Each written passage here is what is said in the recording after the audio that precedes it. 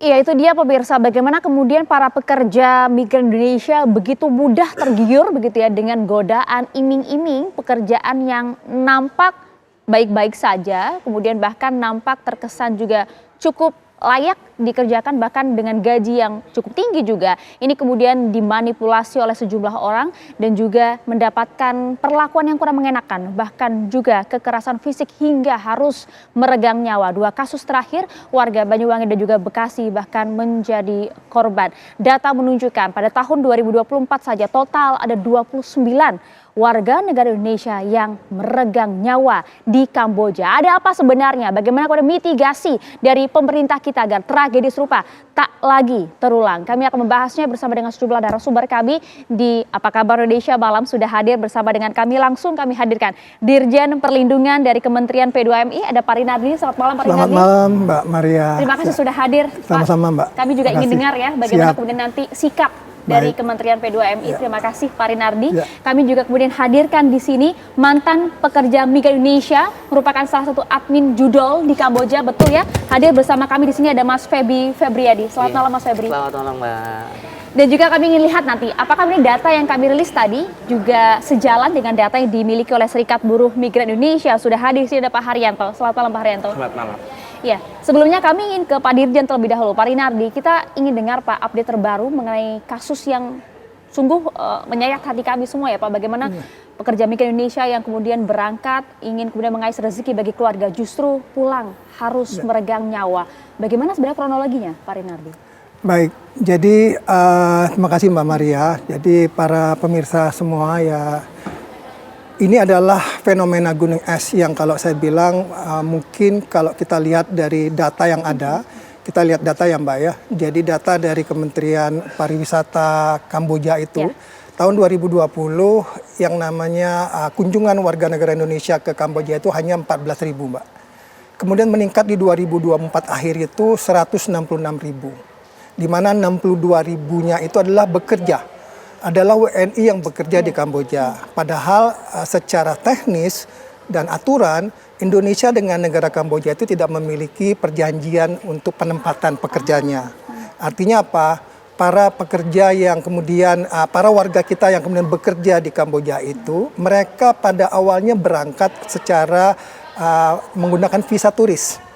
Kita kan tahu kalau sesama negara ASEAN itu bebas kunjungan visa singkat, kurang lebih 3 bulan, atau 1 bulan. Nah, setelah mereka tiba di sana, mereka kemudian dikonversi. Makanya 62.000 orang yang bekerja di sana itu awalnya mereka adalah mereka yang berangkatnya itu secara tidak secara prosedural. Mereka berangkat dengan tujuan adalah untuk wisata. Oke, mohon maaf Pak Rinardi, kami perjelas mungkin bagi pemirsa. Artinya jika tidak ada kesepakatan penempatan bekerja antara Indonesia dan juga Kamboja, apakah warga negara kita sebenarnya tidak bisa bekerja di Kamboja? Seperti itu artinya? Itu juga tidak bisa kita katakan tidak bisa Mbak, karena meskipun negara ini tidak memiliki perjanjian, tidak ada larangan juga bagi negara karena hak warga negara juga untuk bekerja.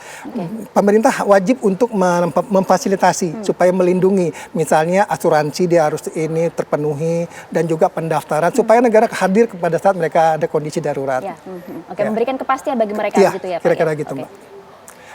Nah kemudian setelah itu mereka bekerja di sana itu posisinya adalah bekerja di banyak sektor. Ada yang bekerja di perhotelan, ada yang bekerja di rumah makan.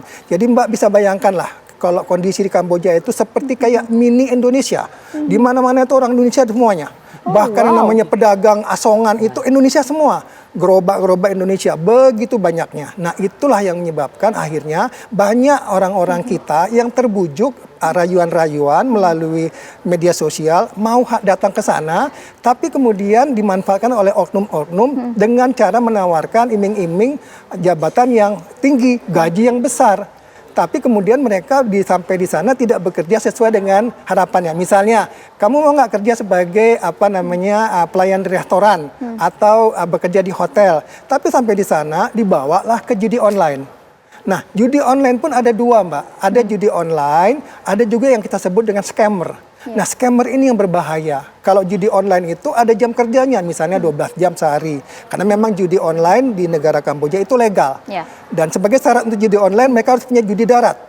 Nah, tapi yang parah ini yang scammer. Mereka ini tujuannya direkrut untuk menipu orang sendiri.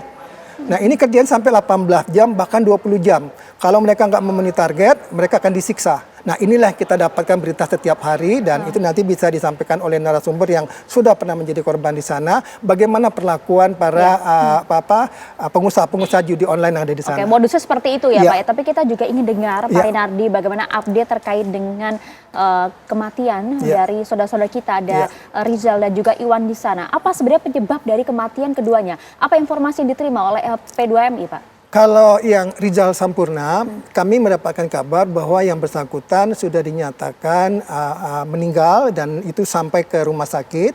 Posisinya itu ada luka dan kemudian itu disebabkan mungkin karena sesuatu, tapi tidak disebutkan secara jelas. Di bagian mana juga? Ya, disebutkan dalam tubuhnya lah, tubuhnya. Karena kan gini, mungkin ini juga masyarakat perlu juga mendapatkan edukasi bahwa segala sesuatu yang terjadi di luar negeri, kami di Kementerian P2MI tidak memiliki akses kewenangan untuk mencari tahu, bukan mencari tahu, maksudnya kewenangan kami terbatas di dalam negeri.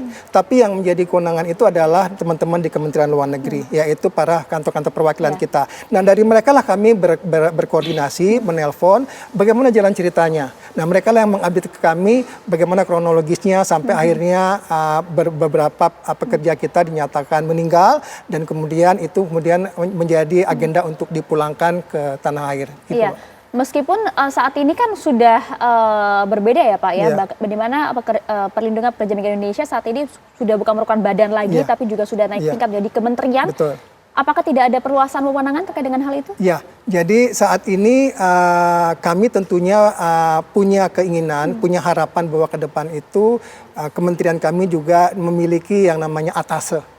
Atase tenaga kerja di luar, di setiap perwakilan kita di negara-negara penempatan. Saat ini atase yang ada itu mereka ada, tapi ada di kementerian yang lain. Nah, kami ingin itu bisa diperluas dan saat ini mungkin sedang ada revisi Undang-Undang 18, Mbak, Undang-Undang Perlindungan. Kami ingin juga mengusulkan bahwa kedepannya juga kami memiliki representatif orang yang nantinya mewakili kami berada di luar, Pak. Baik, saya ingin bergeser ke Pak Haryanto. Pak Haryanto, Anda mengetahui betul tidak apa sih sebenarnya yang terjadi terhadap Rizal dan juga Iwan, saudara-saudara kita yang berada di Kamboja ini? Ya, terima kasih Mbak. Jadi kalau saya melihat dari catatan di SPMI, trennya itu sama. Kami mencoba mencatat tahun 2020 sampai tahun 2025 ini, tren kasus di Kamboja itu naik drastis, tidak hanya kuantitas tapi kualitas kasusnya naik. Ini sebetulnya adalah fenomena yang sebetulnya kami sudah menyampaikan di beberapa tahun yang lalu bahwa betul iya Kamboja adalah bukan negara penempatan. Kemudian seringkali mengatakan sebagai pekerja migran. Maka di dalam Undang-Undang 18 tahun 2017 syarat untuk menempatkan pekerja migran adalah harus ada MOU dengan negara tujuan. Itu satu. Yang kedua harus menjamin perlindungan jaminan sosial dan lain sebagainya.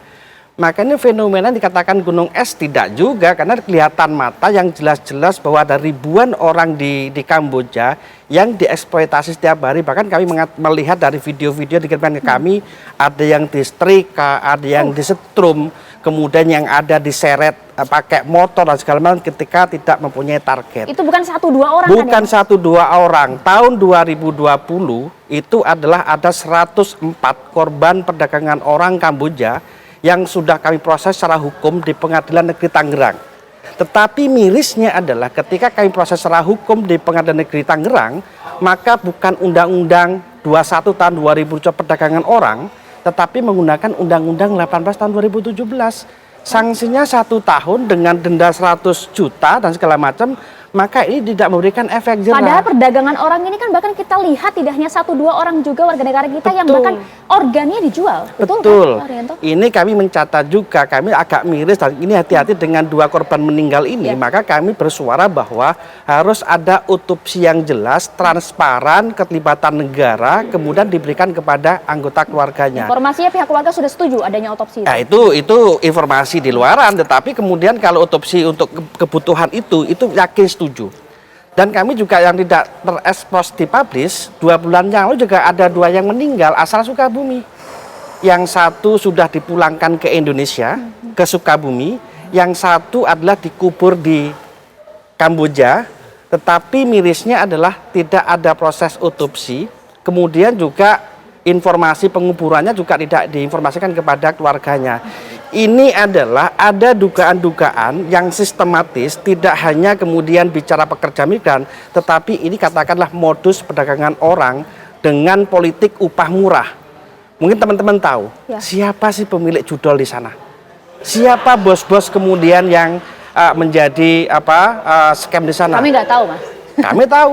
Itu semua mengatakan kok bos-bosnya orang Indonesia. Mungkin Orang teman-teman bisa Indonesia? cerita nanti. Orang-orang Indonesia di sana semua banyak kemudian yang berperan aktif bahkan menguasai sebuah perusahaan-perusahaan di sana. Ya, sampai di sana Pak Haryanto. Kita coba cross check langsung bersama dengan Mas Febri, salah satu mantan pekerja migran Indonesia.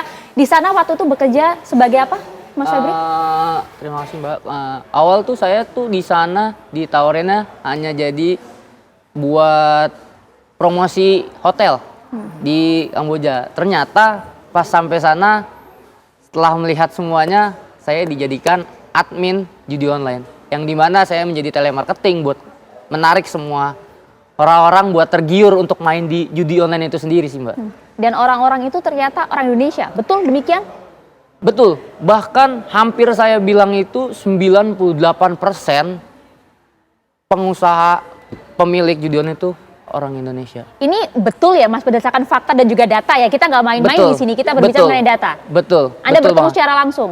Bertemu secara langsung. Tapi saya tidak kenal, karena kan gimana ya, karena muka orang-orang Indonesia, ketemu pun juga mereka pakai bahasa Indonesia. Dan rata-rata itu emang bener-bener orang Indonesia semua sih Mbak.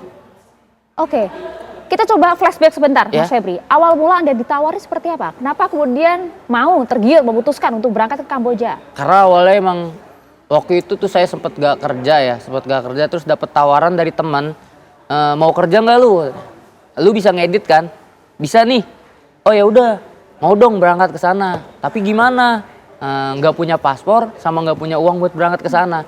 Udah tenang, semua udah diurusin, gimana nggak Nikmat ya, tertarik? Mas, ya? Nah nikmat, ya udah ayo berangkat. Proses keberangkatan saya itu cuma 1 minggu kurang, langsung berangkat ke sana, nggak langsung ke Kamboja tapi transit dulu di Malaysia baru berangkat ke Kamboja. Bahkan sebelumnya itu kalau mau berangkat ke sana itu dari Indonesia ke Malaysia harus ke Vietnam dulu. Dari Vietnam melalui jalur darat baru ke Kamboja. Modus ini tadi yang disampaikan Ya, oleh Pak Rinaldi itu ya. betul. Anda juga sempat melihat tidak paspor dan juga visa yang Anda gunakan itu visa apa?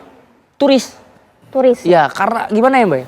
Mereka tuh buat merekrut tuh bener-bener bisa dibilang pinter ya. Karena ketika saya berangkat itu saya udah punya tiket berangkat dan dia juga membuatkan tiket palsu untuk pulang. Pura-pura. Ya pura-pura. Return. Betul Pak. Karena ketika imigrasi lihat, oh cuma seminggu, oh udah ada hotel kok tempat dia nginep. Jadi Anda ya, tidak curiga di situ? enggak curiga saya Mbak, enggak curiga sama sekali. Ganjal tadi tuh Mas. Sebenarnya iya, tapi gimana ya? Sudah tergiur ya dengan Itu tadi dia, ya. bener yang tadi dibilang. Karena banyak yang berangkat ke sana itu karena tergiur dengan iming-iming uang gaji besar. Berapa sih gajinya yang ditawarkan? Kalau untuk gaji pribadi bisa dibilang lumayan cukup ya, kisaran 8 sampai 12 Oh wow. untuk 1 bulannya itu. Iya, tapi gimana balik lagi kerja di sana tuh bener-bener gak enak. Itu dia Mas, kami ingin dengar, kami harap Mas Febri bisa cerita panjang lebar mengenai hal ini. Apa sebenarnya yang terjadi di sana, bahkan juga mungkin yang Mas Febri saksikan teman-teman yang di sana mendapatkan perlakuan tidak layak sebagai pekerja migran Indonesia. Dijawabnya nanti sesaat lagi, kami akan kembali untuk Anda.